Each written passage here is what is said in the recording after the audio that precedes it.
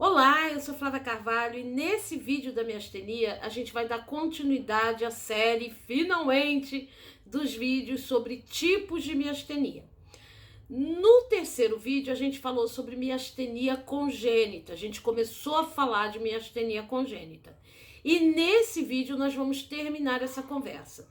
Então é importante que, se você não lembra do que a gente falou lá atrás, ou se você não assistiu, que você, se estiver vendo esse vídeo na continuidade, não estiver entendendo, volta, porque é uma continuidade, faz parte de um conjunto de vídeos. Então dá uma olhada lá. No YouTube tem uma playlist, você entra no meu canal, playlists, você vai encontrar uma playlist chamada Tipos de Miastenia. E no Instagram eu criei uma coleção. Você vai no meu perfil do Instagram, clica no IGTV ou clicando aqui nesse vídeo. Provavelmente aqui embaixo tem uma tarjazinha escrito tipos de miastenia cinza, você vai clicar nela, isso é no Instagram, e aí vai aparecer os vídeos todos dessa coleção, tá bem? No Facebook você vai ter que buscar na página, porque eles também estão publicados. Então, vamos lá, vamos terminar de falar de miastenia congênita nessa série, e depois a gente segue, e a gente vai seguir com a síndrome de Lambert-Eaton, tá? Mas é no próximo. Mas hoje a gente termina de falar sobre miastenia congênita. Bom, como eu falei, a gente vai continuar falando sobre miastenia congênita, tá? Vamos lembrar o seguinte: a miastenia congênita também é causada por uma falha na junção neuromuscular, tá? Um gene, uma proteína, né, que é formada por esse gene, apresenta essa falha. Ah, Flávia, mas o que é isso? Dá uma olhada nos vídeos anteriores. A gente falou, essa figura aqui do lado, sobre a junção neuromuscular. Isso aqui é a junção neuromuscular.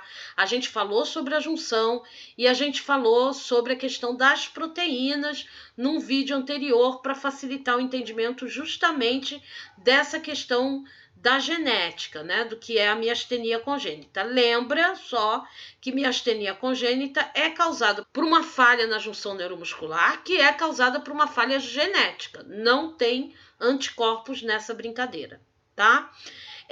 Como a gente pode ver, se acontece a falha numa proteína que é antes da fenda sináptica, a fenda sináptica é esse espaço entre essa figura rosa e essa figura amarela.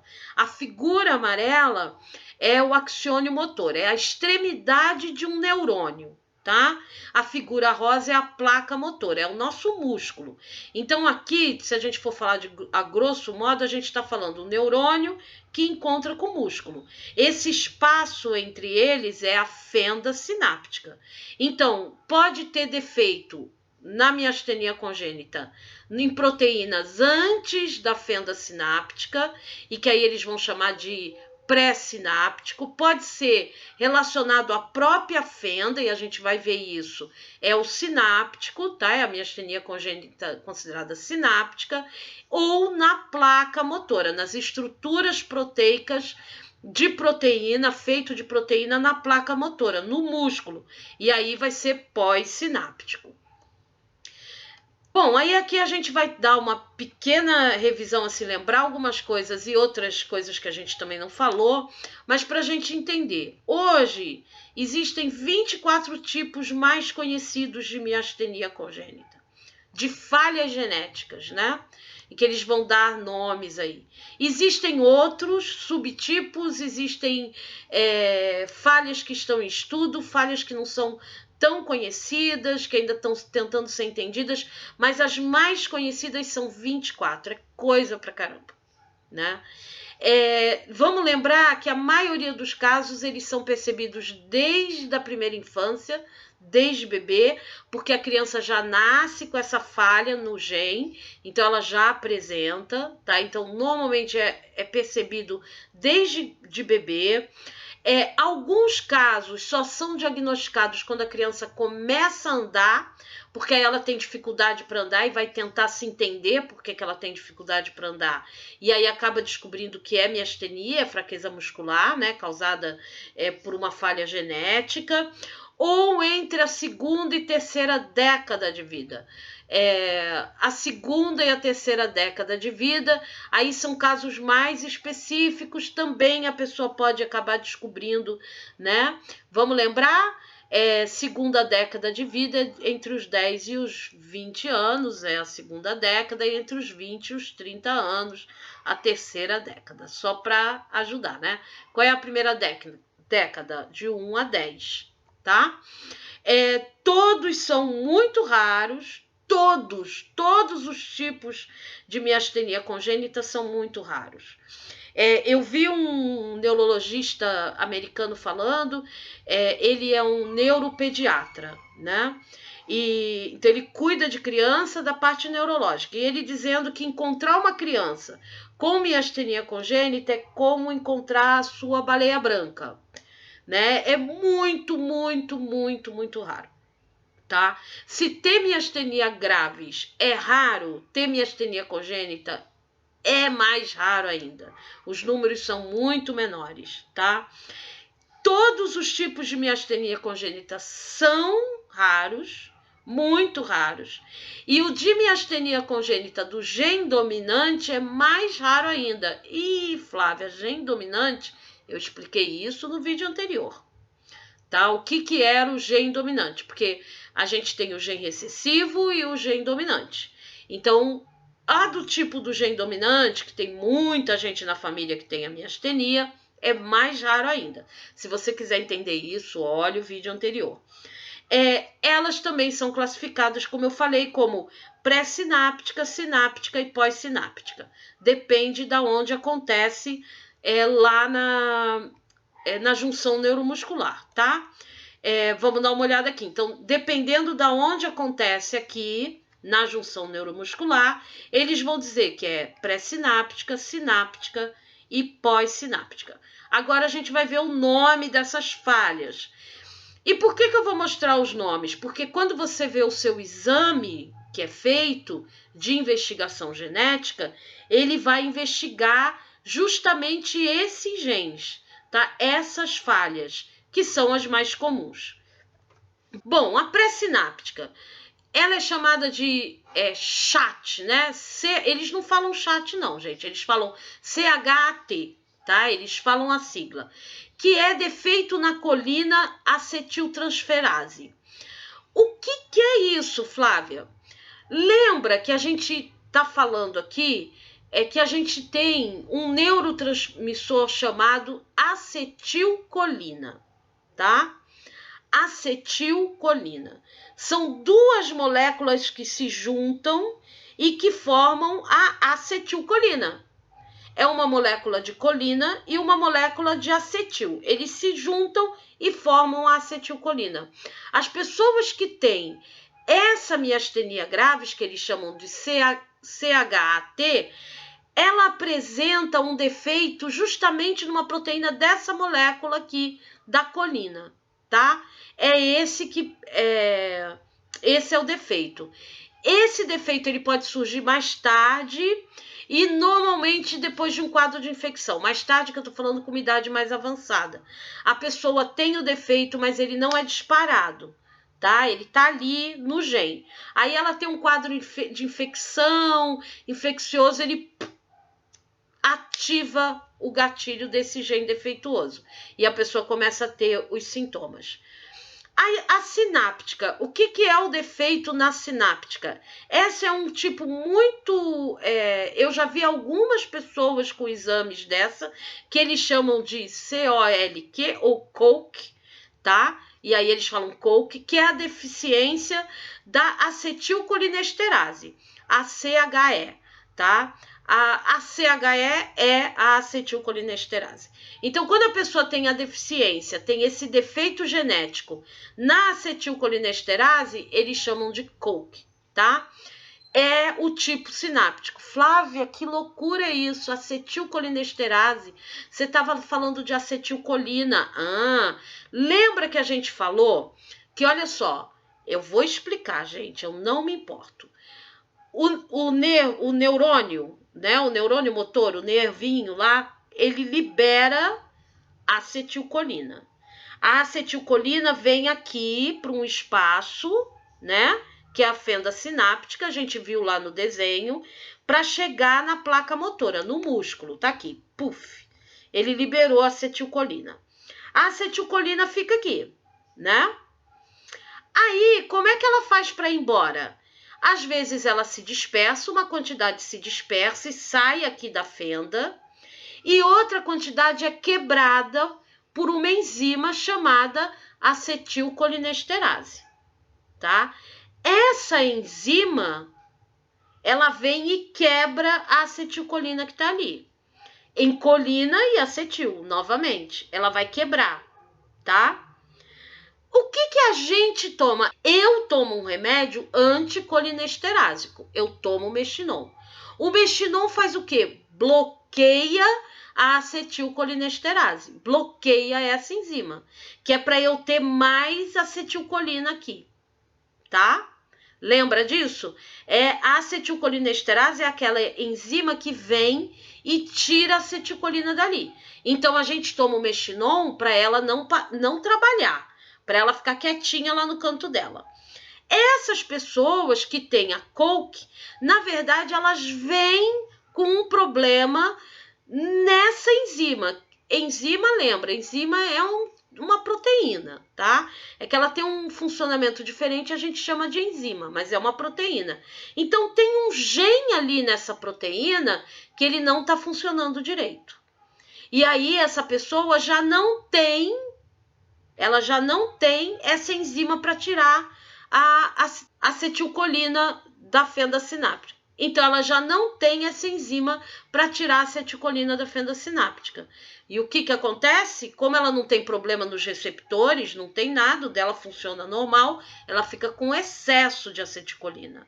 E aí ela começa a passar mal, né? Então, o processo dela, ela tem a fraqueza pelo contrário da gente. Então, ela tem excesso de acetilcolina ali na fenda. É a COLC.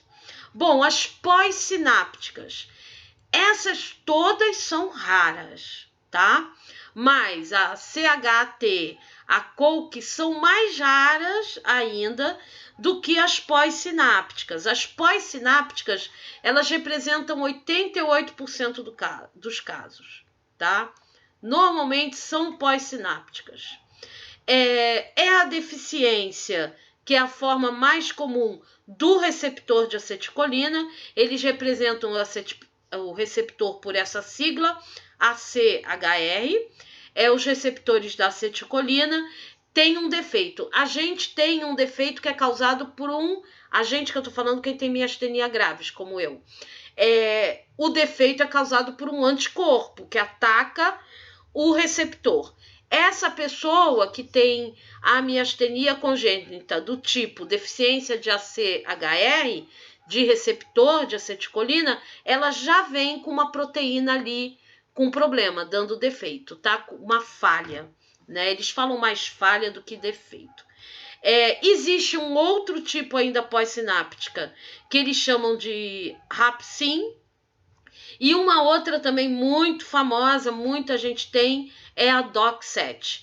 Ai, Flávia, mas qual é a diferença? Cada uma é a falha de um gene ligado a uma proteína diferente aqui, tá? Mas são todos falhas naquelas estruturas pós-sinápticas, ligados à placa motora.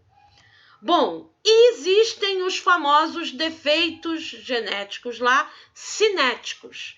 O que são os defeitos, as falhas cinéticas?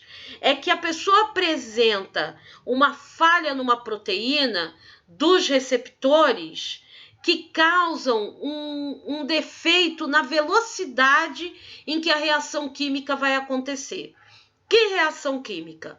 Lembra que a acetilcolina, ela se liga no receptor, o receptor, a gente já falou disso, hein? Liga no receptor, o receptor abre e aí tem uma troca, né? Uma troca de potássio e de cálcio aqui acontecendo. E isso causa lá a despolarização do músculo, o músculo vai juntando energia e, né? Aquela energia se espalha, aí o músculo contrai e o músculo volta. Essas pessoas que apresentam essas aqui, a síndrome do canal lento e a síndrome do canal rápido, o problema é que elas têm um defeito numa proteína aqui do receptor ou na própria placa motora, que faz com que essa velocidade dessa reação, dessa troca, fique muito lenta ou muito rápida. Então, o que é o canal lento? O canal lento é o seguinte, vamos imaginar que aqui é o receptor, né? Ele tem que se abrir para fazer a troca química. No canal lento, ele se abre e ele demora muito, é lento para ele voltar. E o que acontece com isso, com essa lentidão? Vamos supor que esse aqui seja a velocidade correta. Abre, fecha. Aí ele faz abre e fecha, mais lento. E o que acontece? Muita troca, porque está demorando muito. Começa a ter muita troca. E aí o músculo recebe sinal demais, é excesso. E isso dificulta o funcionamento daquela que eu falei que tem que despolarizar, né? Então, dificulta, sobrecarrega o músculo, tá? E importante falar da síndrome do canal lento é que ela é a única falha. Lembra que eu falei no vídeo anterior que na miastenia congênita tem de gene recessivo, que é a grande maioria, e tinha um de gene dominante, que aí nesse caso aparecem várias pessoas na família? Pois é essa síndrome do canal lento. Essa é a única falha de gene dominante que é conhecida, tá? E também pode aparecer na adolescência. Existem casos que a pessoa não apresenta nada e aí na adolescência começa a apresentar os sintomas. Mas aí começa a investigar, não é miastenia graves, acaba sendo miastenia congênita e pode ser a síndrome do canal lento. Síndrome do canal rápido é a mesma coisa que a do canal lento, quer dizer, é outra falha, né? Mas aí o que acontece? Ele abre e fecha muito rápido. E aí ele não dá tempo de fazer a troca para o músculo receber o sinal todo, tá? Ele é muito rápido. É considerada essa síndrome do canal rápido, é considerada a forma mais grave de miastenia congênita. A boa notícia é que ela só atinge 4% do total das pessoas, assim, que é atingida. E como é pouca, lembra que é uma doença rara. Miastenia congênita é mais rara ainda. E aí é um grupo bem pequeno que tem essa miastenia, tá? É a forma mais grave. Essa síndrome do canal rápido, quando ela é descoberta e começa a tratar, a pessoa pode precisar durante a vida toda quase de auxílio de equipamento para respirar. É muito grave, a pessoa fica com muita fragilidade, né? Debilidade, inclusive para respirar. Em casa, eu coloquei aqui não evasivo, porque não é que a pessoa vai ficar entubada em casa, gente, não é isso. Mas ela vai sempre precisar de auxílio, de balão de oxigênio, de coisa lá, para poder respirar, porque essa síndrome do canal rápido, né, é muito rara, mas quando acontece, ela debilita muito a pessoa, tá? Quais são as considerações que são feitas para o diagnóstico? Então, vamos falar primeiro em bebês e crianças. Olha só, uma coisa que a gente tem que ter na cabeça da gente. O médico sabe, o neurologista sabe que essa é uma doença muito rara. A probabilidade de ser miastenia congênita é muito baixa. Então, a primeira coisa que ele vai fazer é tentar descartar as doenças que são mais comuns de acontecer e que têm sintomas parecidos. E como são falhas genéticas muito dispersas, cada uma tem uma característica dessas que eu falei, ele primeiro vai olhar para as doenças mais comuns que têm essas características e depois ele vai o descarte da miastenia congênita, tá? Para fazer o diagnóstico, normalmente eles usam a eletroneuromiografia. O que em bebê, eu vi 3 relatos de neuropediatras falando, é muito difícil. É muito difícil fazer o exame no bebê, porque é um exame dolorido, então é muito difícil. E é muito difícil você ter um profissional que faça esse exame bem feito num bebê. E precisa fazer, às vezes precisa fazer, tá? Alguns bebês, quando eles começam a apresentar hipotonia generalizada. O que é isso? É flacidez muscular, é a musculatura fraca de uma forma geral, tá? Quando ele começa a ter isso, assim, que é generalizado, não é localizado, ele tá todo sem tônus muscular, sabe? Eles começam a pensar em miastenia congênita, tá? A questão da ptose, de aparecer a ptose, o bebê que tem a ptose, ou a criança, né? Alguns apresentam a oftalmoplegia. Outro dia eu estava tentando lembrar dessa palavra, não lembrava de maneira nenhuma. O que é oftalmoplegia? É a paralisia dos músculos dos olhos, né? E que acabam atingindo nervos, e aí a criança não movimenta o olho. Isso não é em todo bebê, não é em toda criança, não é todo mundo que tem, mas é uma característica que precisa ficar atento, né? Apneia recorrente, então isso a gente está falando bebê e criança. Há crianças que começam a ter apneias recorrentes, aquela coisa de falta do ar, então eles vão descartar os outros problemas antes, e depois isso é uma pista para miastenia congênita. Ou a hiperventilação, né? A criança que, em vez de faltar o ar, ela hiperventila, parece que ela está respirando demais, está sufocando com ar, né? E dificuldade para se alimentar, óbvio. Bebezinhos que têm dificuldade para sugar, para se alimentar. O médico, gente, pelo amor de Deus, eu não sou médica, eu estou trazendo informações que são de artigos científicos e de palestras que eu assisti, tá? Não presencialmente, infelizmente, ainda não pude ir. Mas o que a gente tem que pensar? Eles olham o conjunto, tá? Eu tô dando aqui só como uma informação. É o conjunto, ele olha o conjunto. Porque aí você pode pensar, eu nasci, a minha mãe dizia que não, eu mamava bem, mas eu tinha ptose, não sei o quê. Ou, eu nasci, eu sempre tive essa hiperventilação, tinha ptose. É um conjunto de coisas, não é uma coisa só, é isso não.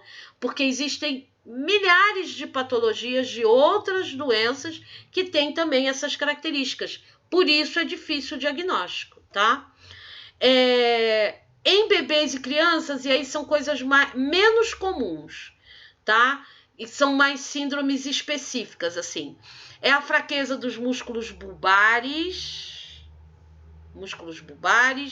fraqueza generalizada e progressiva, aparece nas crianças. É generalizada a fraqueza e ela parece que foi progredindo. A criança começou, daqui a pouco foi piorando. Normalmente é DOC7, canal lento e COLC. Estridor. Eu achei muito interessante porque eu aprendi estudando isso, o que é o estridor. O estridor é um som agudo que a criança faz quando ela inspira, tá? Faz um som agudo, mas é agudo. É menos comum, mas acontece. Uma outra característica que eles chamam de disfórmicas, né? Que é o palato alto. O palato é essa parte do céu da boca aqui, no alto da boca, arqueado, normalmente a Rapsin apresenta, as crianças têm esse palato arqueado, e artrogripose. A artrogripose também é na Rapsin, já é uma característica que a criança, por causa dessa fraqueza muscular, ela começa a ter umas coisas assim contorcidas, sabe? Começa a ficar tudo duro. Isso tem essa patologia, tem criança, é raro, mas tem criança que nasce com isso. Mas essa artrogripose pode estar relacionada ao fato porque ela tem a miastenia congênita, tá? A criança pode ter artrogripose sem necessariamente ter miastenia congênita. E ela pode ter a miastenia congênita e não ter. Mas às vezes acontece quando o defeito é esse aqui, que é o Rapsin, tá? O defeito genético. Eu falei que eu ia aprofundar nessa série. Essa série a gente vai aprofundar, pegar mais pesado mesmo. Considerações para o diagnóstico em adultos. Como assim? A pessoa não apresentou nada na infância, não apresentou nada na adolescência e de repente, pá, aparece uma miastenia. Aí começa a tentar o diagnóstico, não é miastenia graves. Então, o que aconteceu? Vamos fazer a investigação genética. A gente vai falar mais à frente sobre miastenia graves e a gente vai ver os tipos de anticorpos que já se conhece. Normalmente, quando é negativo e quando as pessoas têm uma determinada característica, os médicos pedem a investigação genética. Ele vai do mais comum, pelaquela característica, para o mais raro. Tá? Porque são exames demorados, eu já falei sobre isso, que leva tempo para sair o resultado e caros. Pode aparecer miopatia secundária progressiva associada no canal lento e na COLC. E o que é isso? Miopatia é qualquer problema que você tenha na questão das fibras musculares, tá? A pessoa já tem uma miopatia e aí ela acaba despertando lá, instalando aquele gene que tinha falha e fica como uma miopatia secundária progressiva, porque ela vem aos poucos, né? A pessoa já tinha um problema e aí parece que aquilo vai agravando até despertar lá o gene com a falha, e aí é do canal lento e a COLC. Fraquezas, um adulto que começa a apresentar, o que ele começa a apresentar, ele está apresentando cansaço, a fraqueza, mas já é diferente da miastenia graves, porque a fraqueza dele é nos membros e na parte da pelvis aqui, da cintura, né? E fraqueza na língua, começa a ter uma certa fraqueza na língua. Aí normalmente é DOC7. Tá? Que não é normal, né, gente? Eu tô falando normalmente assim, é pista que os médicos usam. Quando a pessoa começa a apresentar essa fraqueza e é na flexão do pescoço, a dificuldade de manter o pescoço, aí eles normalmente costumam investigar canal lento. Problema para correr. A pessoa tá bem, a pessoa não tem fraqueza, nada, mas ela tem dificuldade para correr, para fazer o movimento da corrida. Também investigam canal lento, tá? Desenvolvimento de oftalmoplegia. A pessoa começa, de repente, a ter visão dupla, estrabismo, né? A paralisia dos nervos e essa fraqueza, junto com a fraqueza, né? Também pode indicar uma das miastenias congênitas. Eventos contínuos ou passageiros de apneia como infecção. A pessoa tem uma infecção, sofre um problema inflamatório, infeccioso, e aí começa a aparecer problemas respiratórios, apneia, falta de ar. Alguns são contínuos, alguns têm intervalos, aí vai investigar e descobre que ele tem miastenia congênita. A gente vai falar agora do tratamento. Bom, o tratamento ele vai ser diferente dependendo de qual é a falha. O resultado é parecido, é fraqueza muscular, né? E aí, como na miastenia graves, pode variar qual é o grupo muscular que está tendo fraqueza. Por isso que confunde tanto. Mas o motivo da fraqueza é diferente, né? Então, um tem a fraqueza muscular porque está tendo muito sinal no músculo. É muita acetilcolina chegando. O outro está tendo porque não chega acetilcolina. O outro é porque o canal abre rápido. O outro é porque o canal abre lento, ou fecha lento. Não abre não, é fecha lento. Então, assim, a medicação vai mudar. A medicação básica vai ser os inibidores de colinesterase e um remédio que é muito utilizado nos Estados Unidos, que é o 3,4-DAP, ou DAP, tá? Para miastenia congênita. Flávio, o que é inibidor de colinesterase? É o mestinon, gente, pirostigmina. brometo de piroxigmina. O brometo de piroxigmina, lembra, eu falei nesse vídeo, ele para aquela enzima é a acetilcolinesterase. Então, ele é um inibidor de colinesterase. Bom, esses remédios, qual é a função deles? É aumentar a força muscular. O mexidon não aumenta a nossa força? Então, por quê? Porque ele amplia o potencial de ação, o sinal que veio do cérebro, tá? Os inibidores de colinesterase, eles prolongam a vida da acetilcolina na placa motora, foi o que eu falei, né? O nosso mexidon, ele bloqueia a enzima e aí a acetilcolina fica mais tempo aqui junto da placa motora, mandando sinal, ver se responde aí, meu filho, pro músculo. O 3,4-DAP ou DAP, ele já tem um papel diferente, ele tem um papel lá em cima, lá no final do neurônio motor, tá? No finalzinho do neurônio motor, no pré-sináptico, tá escrito errado, tá pré-sináptico, mas é pré, tá, gente? De potássio. E como ele bloqueia esses canais de potássio lá em cima, ele prolonga também o potencial de ação, aumentando a concentração de cálcio, porque ele bloqueia o de potássio, aumenta a quantidade de cálcio, então ele acaba ajudando a prolongar o potencial de ação no músculo, tá? Isso não adiantaria nada, antes que vocês me perguntem, por que a gente com miastenia graves não usa isso? Porque não ia adiantar nada, tá? O nosso problema aqui, a nossa questão aqui, na maioria das vezes, são os receptores de acetilcolina. Então, se o receptor não está funcionando, não adianta ter mais cálcio pra gente, a gente precisa de mais acetilcolina, tá? E no caso da miastenia congênita, as duas medicações podem ser utilizadas em conjunto. O que é preciso a gente ter muita atenção aqui, se você desconfia que você tem miastenia congênita? É que as síndromes de canal lento, COLC, e o DOC, alguns casos sim, outros não, podem piorar muito com o uso da piroxigmina e do 3,4-DAP, tá?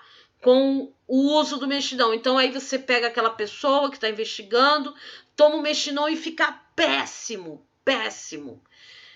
Tem intolerância a mexidão. Vamos ver o que é. Não tem anticorpos, não tem o que. O neurologista, isso foi palestra que eu vi, ele vai pegar e vai investigar logo se tem a síndrome do canal lento, se tem COLC ou tem DOC7, tá? Porque são miastenias congênitas que não podem usar o mexidon, que é a piroxigmina, ou o 3,4-DAP, tá? Outro medicamento que é usado para miastenia congênita é a efedrina e o salbutamol, tá? Esses remédios, eles têm uma característica que o que eu encontrei foi que eles estabilizam a arquitetura pós-sináptica. Eles são usados no COLC e no DOC7, nesses dois tipos de falha genética só. A resposta pode ser surpreendente, mesmo quando começa o tratamento já na idade adulta. Às vezes a pessoa está vivendo um tempão com esse problema, não sabe o que é, e aí vai lá, o médico desconfia, faz o exame, COLC, DOC7, coloca o salbutamol, coloca a efedrina, melhora. Vamos lembrar que efedrina no Brasil é proibido. A efedrina, ela causa problema cardíaco, assim como todos os outros broncodilatadores, né? E houve uns casos de doping de atletas usando efedrina, porque usa para aumentar a massa muscular, mas é proibido, tá? Porque faz muito mal, só com o uso mesmo do médico, gente. Sempre vou dizer, remédio com prescrição médica, prescrição médica, tá? E você vê que a gente está falando de medicamentos que são próprios para quem tem essas falhas, a COLC e o DOC7, tá? Outros subtipos de miastenia congênita que são mais raros ainda, são umas letrinhas lá, vocês viram que eu não coloquei os 24 aqui, né? Como, por exemplo, a deficiência de receptores ou canal lento, também podem apresentar algum benefício, tá? Com o uso desse remédio, mas isso o médico tem que ir vendo qual é o tipo, onde está a falha, essa falha, como é que ela está reagindo numa pessoa, porque às vezes a pessoa tem a mesma falha que a outra, mas tem sintomas diferentes, cada um é cada um, né? Bom, fluoxetina e quinidina. Esses são remédios que são usados no tratamento da síndrome do canal lento, especificamente. Aqui eu coloquei o que é a síndrome do canal lento, né? Que é o problema causado pela abertura prolongada do canal central do receptor da acetilcolina. E esses remédios, eles bloqueiam esses canais abertos e assim eles reduzem o tempo de abertura, tá? Eles ajudam para reduzir. Fica muito tempo aberto, então eles bloqueiam e aí o tempo de abertura fica menor. Bom, essa foi a pesquisa que eu fiz. Eu achei já que aprofundou bastante, né? Tem bastante detalhe aqui. Se você achou confuso, achou difícil de entender, vou te dar a dica, vê os vídeos anteriores. Vai ficar muito mais claro o que eu tô falando aqui se você assistir os vídeos anteriores, tá? No próximo vídeo, como eu falei no início, a gente vai falar da síndrome de Lambert-Eaton. A gente vai para o outro lado da tela. A gente começou falando da miastenia congênita, agora a gente vai para o outro lado das miastenias que são adquiridas, que são as miastenias autoimunes, e a gente vai começar com a de Lambert-Eaton, depois a gente vai para a miastenia graves e do tipo anti-musc, tá? A gente chega lá. Na semana que vem entra o de Lambert-Eaton. Bom, se você quer apoiar o trabalho desse canal, você pode deixar seu comentário, deixar o like, o dislike, enfim. A sua participação sempre contribui para esse vídeo chegar a mais gente, para as plataformas distribuírem.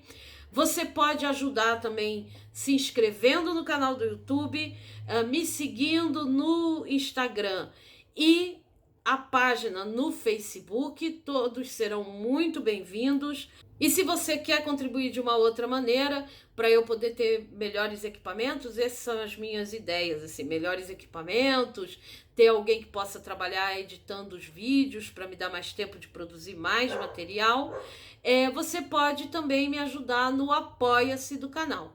Todos serão muito bem-vindos. Obrigada mais uma vez por você ter assistido.